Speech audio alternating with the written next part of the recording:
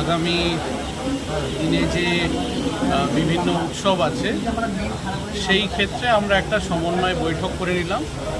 এইখানে আজকে একটা সবার সুবিধা মতো একটা সময় বের করে নেওয়া হয়েছিল, যে সময়ে ধর্মীয় আচার অনুষ্ঠান থাকে না, সেই সময়ে আমরা সমস্ত মসজিদের ইমামদের সাথে আমরা কথা বলে নিলাম এবং আগামী দিনে যাতে আমাদের এইখানকার খানাকুল থানার অধীনে যেসব জায়গাগুলি আছে এবং সেইখানকার বিভিন্ন ধর্মাবলম্বী মানুষ নিজ নিজ ধর্ম যাতে